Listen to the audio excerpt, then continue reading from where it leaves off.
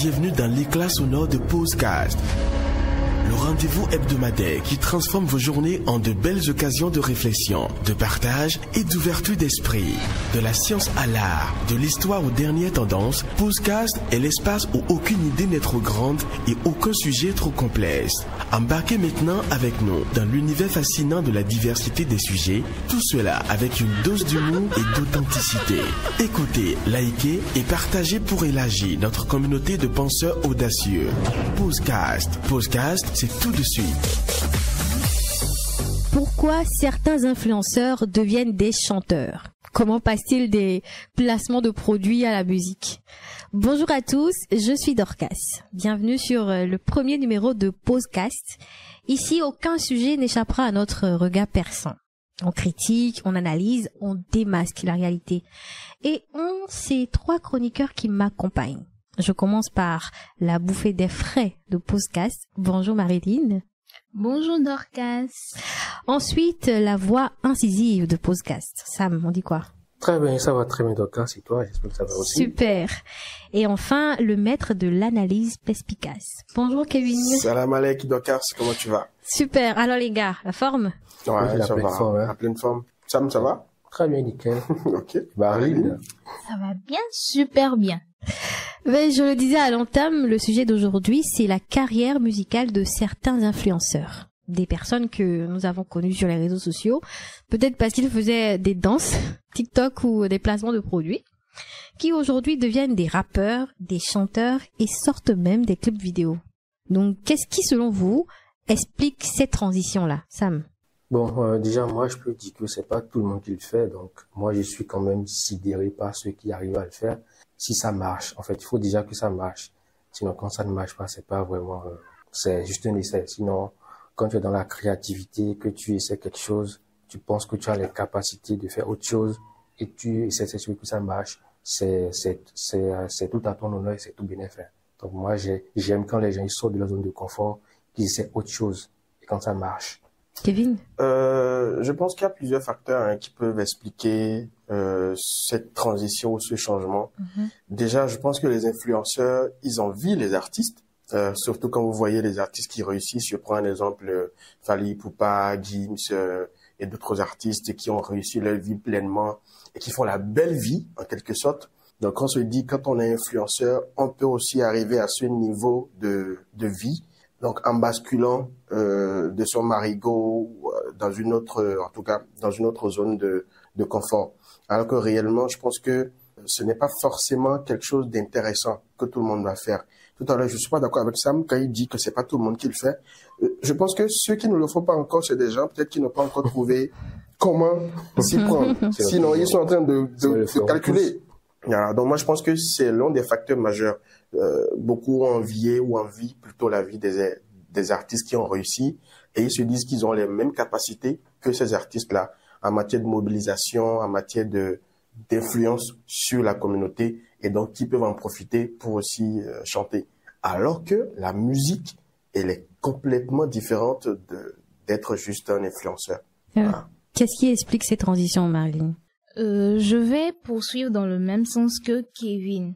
En fait, pour ces créateurs de contenu, déjà qu'ils ont une certaine notoriété, ils se disent que c'est d'office une fanbase qui peut les accompagner dans tout domaine qu'ils puissent embrasser. Du coup, ils se disent, vu que j'ai tel nombre d'abonnés, ce nombre d'abonnés peut être converti en fanbase, là où les artistes s'échinent à trouver des fans. Moi, j'en ai déjà.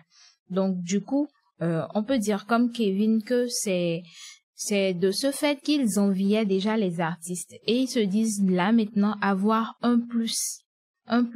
Et ce plus là, c'est la communauté là qu'ils espèrent transformer en fanbase. Et après, il faut dire qu'il y a des créateurs de contenu. Et quand je parle de créateurs de contenu, je fais un photo, comédien, etc.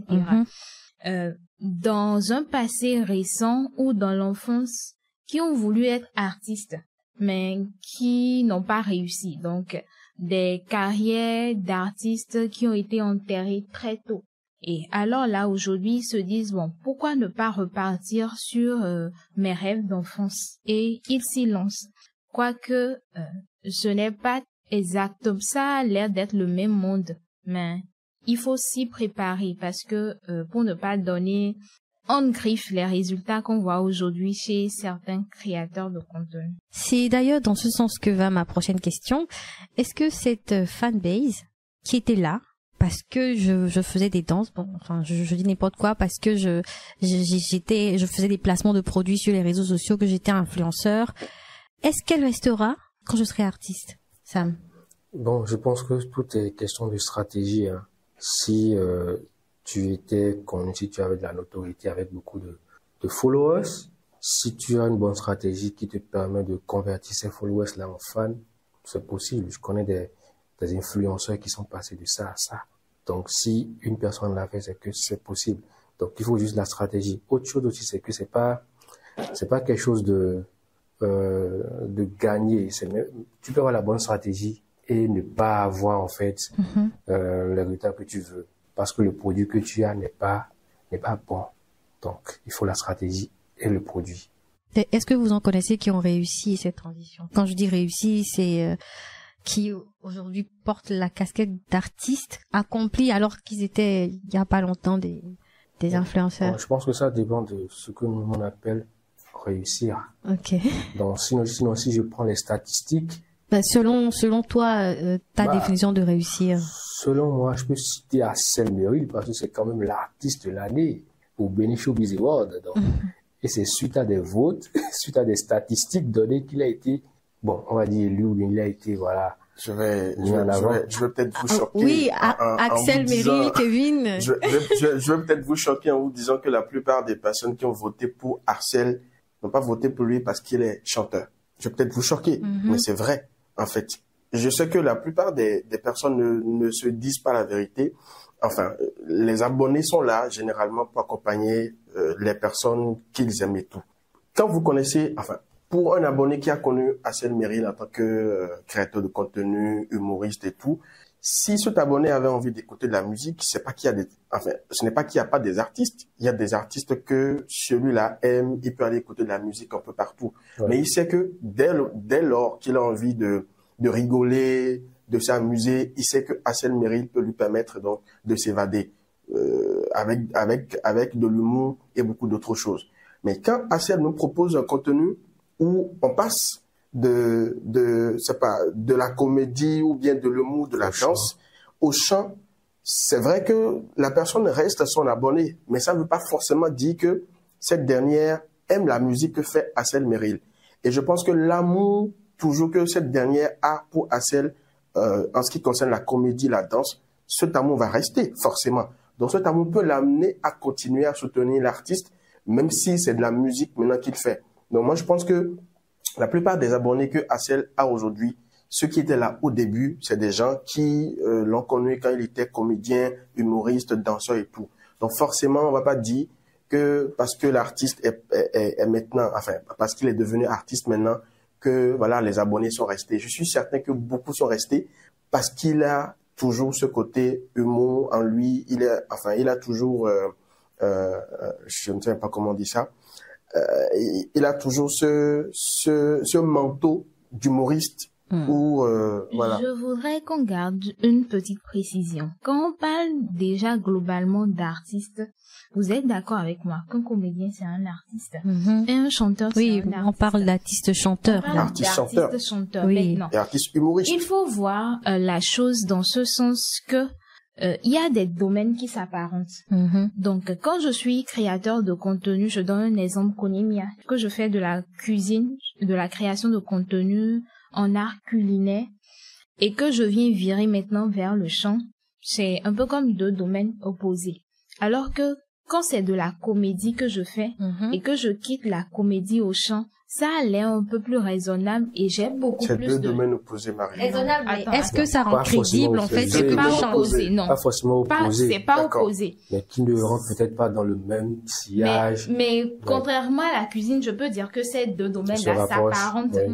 Donc, quand je vire de la comédie vers le chant, j'ai plus de chances que mes anciens abonnés restent connectés à ce que je fais, même si on griffe, je ne le fais pas parfaitement, que si c'était des abonnés qui étaient là, grâce à la cuisine. Si c'est la cuisine, je vous montre, et que vous aimez ma cuisine, quand je vais commencer à chanter automatiquement, on follow, je me désabonne. Alors que quand c'est de la comédie au chant, je me dis, bon, peut-être d'une manière ou d'une autre, il pourra trouver le pont entre les deux.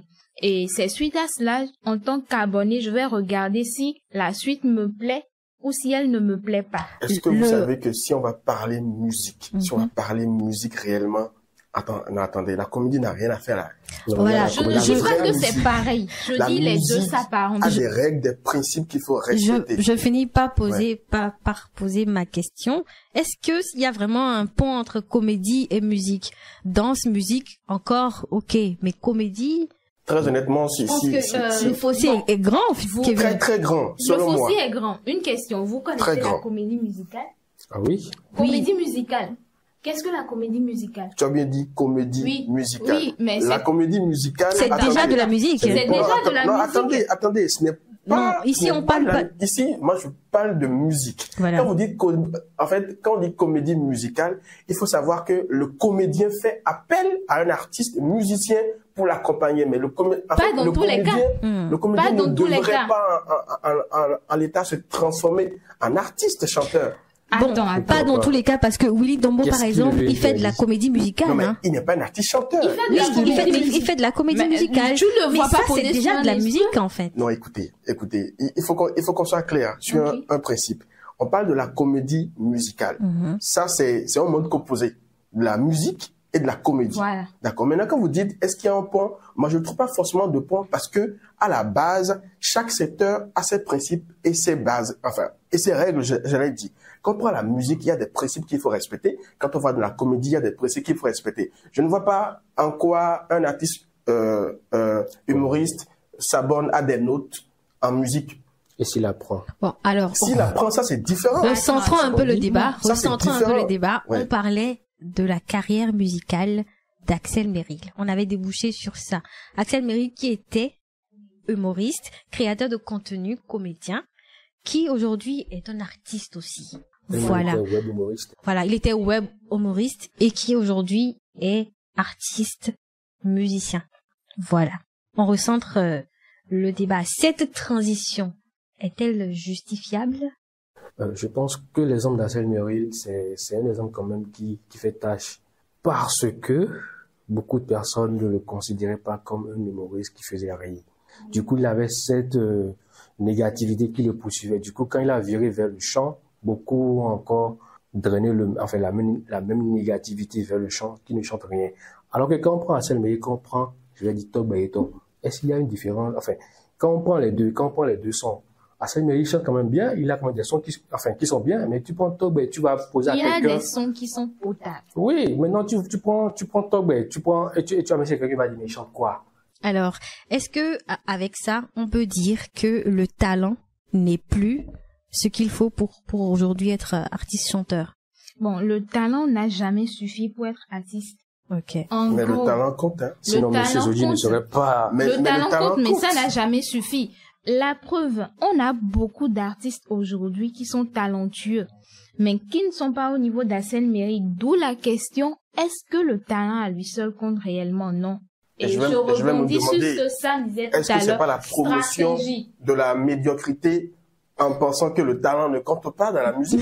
Non, il est question aujourd'hui de stratégie. Oui. Parce que on pouvait commencer le débat, Sam allait parler d'Axel Merrill, tu allais demander mais c'est qui celui-là? Mais tu le connais, je le connais, tu le connais. On ne le connaît pas parce qu'il est chanteur. On le connaissait parce qu'il... Non, attendez, on connaissait Axel Merrill. Laissez-moi vous dire qu'aujourd'hui, on l'a connu beaucoup plus parce qu'il est chanteur que parce qu'il était comédien ou parce qu'il était web humoriste. Oui. Parce que la plupart de tous ceux qui l'ont connu, disons, durant ces 2 dernières années, dépassent ceux qui le connaissaient il y a 5 ans en arrière. Et il y a longtemps qu'il a fait un truc. Et il y a longtemps, je me rappelle, ces trucs de web humoriste, c'était pour critiquer tout ce qui était art, dépravation de la jeunesse, et là, on l'a connu. Donc, on va pas me dire qu'aujourd'hui, que c'est ce public-là qui a fait le Axel qu'on a aujourd'hui, non? Je suis d'accord. Non, en fait, il faut savoir que ce public a beaucoup contribué à ce que Hassel soit là où il est aujourd'hui. Pas forcément parce que il chante, mais parce que déjà à la base, il dansait bien. Donc la plupart des personnes qui le soutiennent ou bien qui l'ont poussé à ce niveau sont des gens qui sont restés parce que Hassel dansait bien. Donc je peux toujours continuer à aimer quelqu'un parce que ce que la personne me proposait entre-temps était bien, était quelque chose de qualité. Même si la personne change de direction ou change de monde. Voilà. Et il a changé de direction. Malgré ça, je suis toujours là. Je suis toujours abonné. C'est certainement parce que le changement n'a pas trop eu d'impact sur qu'est-ce qui vous dit je me aussi suis que abonné. la plupart des personnes sont restées? Bon, Mais écoute, son nombre d'abonnés n'a pas baissé. on regarde les statistiques. Les Oui, gens, voilà, voilà. parce que je ne me suis pas désabonné d'un artiste que je suis toujours là, que je l'aime. Donc, Bien je dirais sûr, aussi que mais- c'est parce que je suis un artiste que j'aime l'artiste. En tout cas, ça allait d'aller pour la carrière d'Axel Merrill. Bonne chance Ouais, à lui ça va. Puisqu'il pour la suite. enchaîne les feats. Est-ce que vous connaissez d'autres influenceurs qui ont fait le même choix, qui sont partis? un influenceur qui s'inspire beaucoup d'Hassel Merrill et qui est également dans sa clique, je dirais, Tema Crush, parce que c'est pratiquement le même schéma. Danseur, bon, lui n'est pas web humoriste, mais un danseur, créateur de contenu, qui aujourd'hui a sorti, je crois, un son déjà, un clip officiel. Bon, côté qualité chant, personnellement, reste à désirer. Ah, ça n'engage qu'elle, hein, ça n'engage que Marilyn, hein. Et donc, ça confirme tout à l'heure. Non. Non, Ça pas du confirme tout. ce que je disais. Attention, Moi, le personnage n'est pas le même. Le personnage n'est pas du tout le même. Je ne parle pas du personnage. Le Il talent, parle en général. le talent reste le talent. Et je pense que Tema Crush, pour ses débuts dans la danse, est vraiment meilleur. Il a de meilleurs débuts en danse que Hassel Merrill. Quand je compare les débuts de Tema Crush, c'est quelque chose de meilleur à ce que Hassel Merrill proposait à ses débuts. Et vu l'exposition que Tema Crush a eu, moi, j'aurais préféré qu'il continue dans la même lancée, qu'il soit focus dans ce domaine-là. Même peut-être comme il a vu que Hassel Merrill, en embrassant le chant et tout, ça lui va plus, ça lui offre beaucoup plus d'opportunités. Et puisque c'est son ami d'ailleurs, il a décidé de s'y lancer. Peut-être que c'est aussi Mais parce je qu'il était doute- passionné, hein. Bon, peut-être aussi que c'est- Si on me Mais donnait la je doute- chance, Je doute fort que ça puisse donner le même résultat. moi, si on me donnait la chance de poser une question aux influenceurs qui deviennent artistes, je vais leur demander, est-ce qu'au nom de la visibilité, au nom, je ne sais pas, de la starmania, au nom de la belle vie et au nom de tout ça, est-ce qu'il faut laisser tomber les règles basiques de la musique et commencer juste à chanter parce qu'on veut être plus connu, on veut avoir plus d'abonnés, on veut bien vivre? La musique reste la musique et on ne s'amuse pas avec. Moi, je précise cela. Et les vrais musiciens vous diront que, en fait, basculer comme ça de l'humour à la musique, si la personne fait une formation à la matière, d'accord. Mais ce n'est pas parce qu'on a un nombre d'abonnés important, qu'on influence des personnes dans son propre domaine qu'il faut déjà basculer dans la musique. Parce que, dis, si la personne a reçu une formation, là, on peut accepter. parce que Attends, justement, quand je prends franchement, Oui. quand je prends Hassel Merrill et que j'écoute, je vois que c'est quelqu'un qui travaille beaucoup. En tant qu'artiste, il travaille. Ça, c'est chanteur. en tant qu'artiste chanteur, je vois qu'il travaille beaucoup et qu'il se perfectionne. Et c'est pourquoi, quand on parle d'Hassel Merrill, moi, je peux lui accorder ça. Sa transition, ce n'est pas qu'il a fait une transition brusque et qu'il ne se perfectionne pas, non. Quand tu le suis bien, tu vois que c'est quelqu'un qui essaye de se perfectionner, et ça, surtout, je le remarque sur le son Kimi. Donc, est-ce que ça veut dire que, bon, ok, transition d'artiste comédien ou de comédien à artiste, chanteur, c'est possible quand on fait une transition plus douce? non, quand on fait une transition sur la base de formation requise, sur la base de notions en tout cas dans le domaine musical, ça c'est acceptable. Parce que là, à partir de ce moment, c'est comme si vous décollez complètement de votre domaine principal pour commencer à avoir des notions à la matière. Le mot juste, c'est de dire qu'il faut préparer la transition. Faut pas faire une transition brusque, mais faut la préparer pour être meilleur, pour que ce dans quoi on vire, on puisse donner le meilleur et pas juste balancer quelque chose pour balancer quelque chose au passage. Je prends l'exemple de Jojo. Non, est-ce que c'est Josué? Josué, le web humoriste. Moi, je pense que lui, sa transition, elle a été vraiment brusque et pas trop réfléchie. Oui, par contre, niveau clip, vu que ce sont des créateurs de contenu, ils ont la créativité. Niveau clip, franchement, rien à reprocher. Même le clip de Théma Crush, rien à reprocher. Je pas dans le tibia après. Mais là, moi, je parle de... C'est pas dans le tibia qu'il faut se permettre d'aller chanter. Bah, c'est le titre de la chanson. T'es un peu dur quand même, non, mais écoutez, on parle de musique. Et la musique, c'est un domaine qu'on doit continuer à respecter. Je dis, c'est pas parce que je suis influenceur, j'ai un nombre d'abonnés important, je sais que je peux tenir compte de ça, qu'il faut forcément entrer en studio et chanter parce que mes collègues chantent.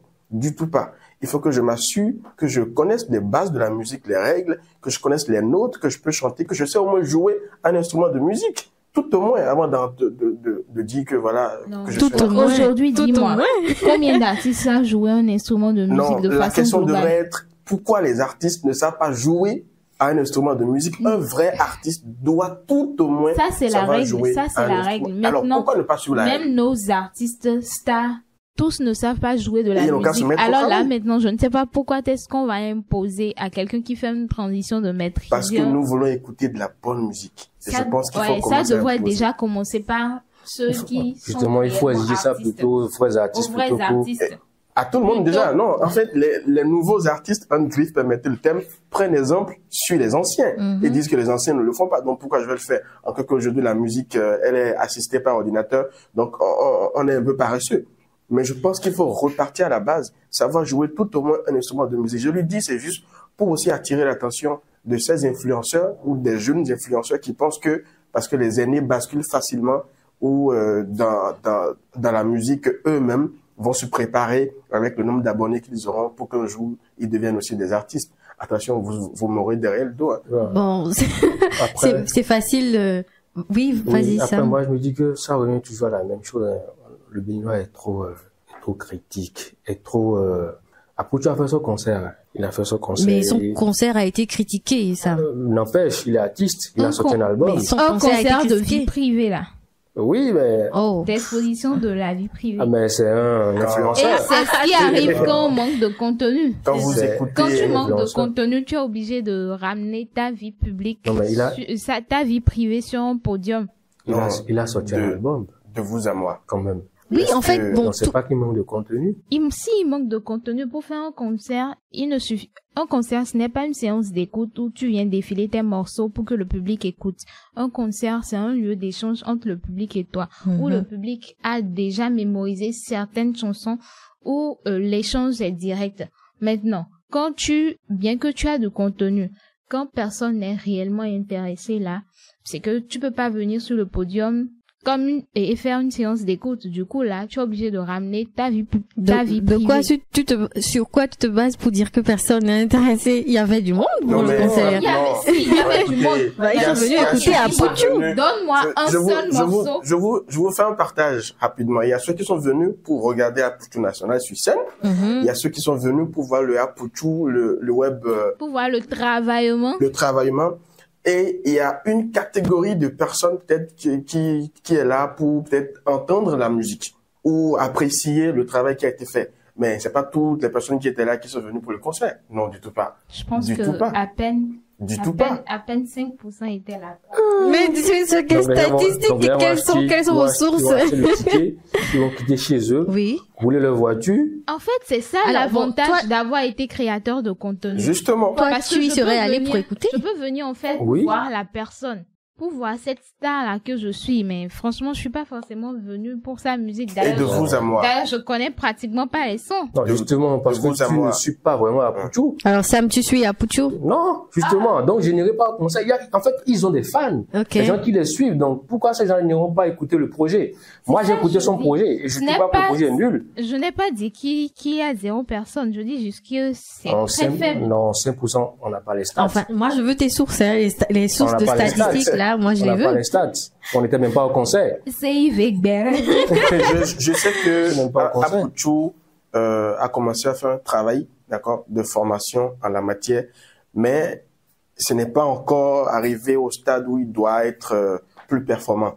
Même dans l'album, c'est vrai, il y a des morceaux que moi spécialement j'ai apprécié parce qu'il y a un travail qui a été fait featuring sur ça. intéressant. Non, écoutez, les featuring, on peut les avoir quand on a les moyens. Laissez-moi, oui, ça c'est clair. Ah oui. Ah oui, absolument. Vous pouvez avoir n'importe quel featuring quand vous avez les moyens. Marilyn fit Serge Ibaka. C'est bien possible. sortez le moyen, en fait. Et, en fait, vous pouvez faire en musique, d'accord, à un moment donné, quand vous mettez les moyens qu'il faut, il y a des personnes qui se plient à ça. À moins que ce soit un artiste qui se respecte. Là, il va vous dire, non, mon gars, tu n'as pas mon niveau, tu n'as pas encore le talent qu'il faut, donc, même tes sous. Quand vous écoutez l'album de Apuchu, il y a des morceaux qui sont acceptables. Moi, il y en a, par exemple, le titre Maman, c'est un morceau que j'aime bien. Mais il y a d'autres aussi qui, franchement, manquent de beaucoup de, je vais pas dire clarté, mais de beaucoup de syntaxe musicale. Ah. Voilà. Ah, les mots sont forts, hein. C'est facile de juger les influenceurs qui deviennent artistes. Mais et quand nos artistes deviennent influenceurs sur les réseaux sociaux? L'artiste est déjà, je vais dire qu'il est à la base un influenceur. L'artiste chanteur, bien sûr. À la base, il est déjà un influenceur. Maintenant, si lui-même ne sait pas et qu'il veut redevenir influenceur, ah bah, Quand ils deviennent, voilà, ok, d'accord, créateurs de contenu sur les réseaux sociaux, quand ils font également des danses. Ça veut dire que la musique ne marche plus. Non, en fait, moi, je pense que ça, par exemple, c'est tout à fait normal. Parce que un artiste chanteur, dans sa promotion, souvent, ils font appel aux influenceurs. Voilà. Pour la promotion des morceaux et tout. Et quand un artiste, lui, je prends l'exemple de Serge Beno. Serge Beno, on l'a connu parce qu'il est artiste et il a déjà ses fans. Mais il faut dire que le nombre de personnes qui le suivaient a drastiquement augmenté quand il a réellement commencé à créer du contenu. Et quand il crée du contenu, c'est pas qu'il sort totalement de sa zone de confort. On le voit pousser des morceaux d'autres artistes et créer même des pas de danse sur des morceaux d'autres artistes. On va dire qu'il est devenu là influenceur parce que moi, en tant qu'artiste aujourd'hui, je peux aller voir Serge Beno et le payer, lui demander de m'aider à faire la promotion de mon son.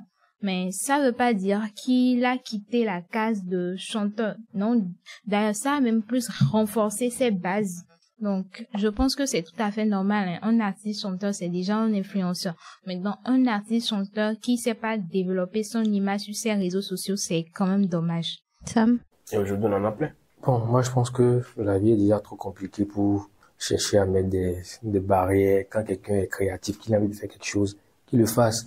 Tant qu'il il respecte les mœurs, tant qu'il ne va pas à l'encontre de ce que la société définit comme voilà règle, à nous aller, hein, il peut quitter artiste et devenir, c'est pas politicien. Tant que voilà, il se plaît dedans, tant qu'il arrive à s'épanouir.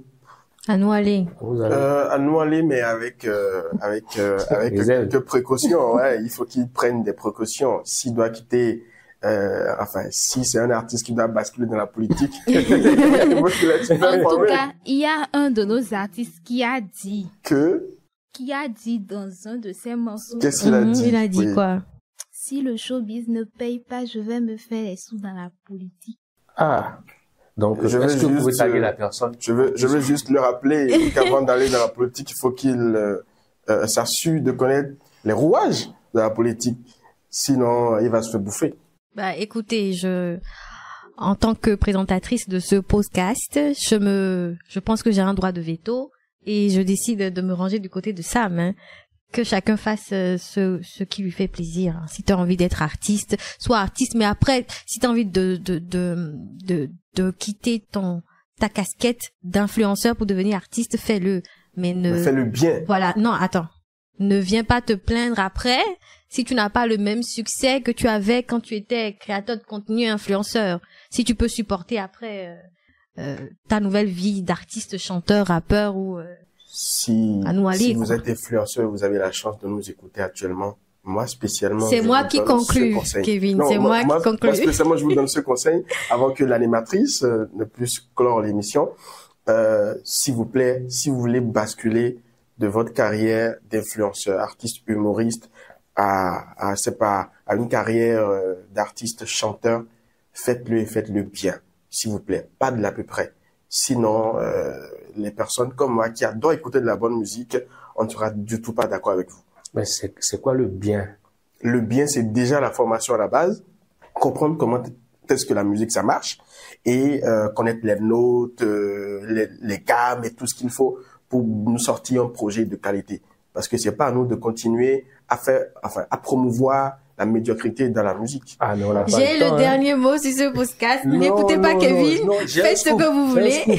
Ah oui. Je vous spoil. Je sors mon album la semaine prochaine. Ah, Sam, assure-toi que cet album soit de qualité. Je sors mon album. N'écoutez pas Kevin. N'écoutez pas Kevin. La température va vous prendre. N'écoutez que Sam et moi. Faites ce que vous voulez. Et ce sera la fin de podcast. J'espère que vous avez apprécié ce petit moment passé en notre compagnie. À la prochaine pour un nouveau numéro. Je suis Dorcas. Bye bye. Bye bye. Salam alaikum. Okay.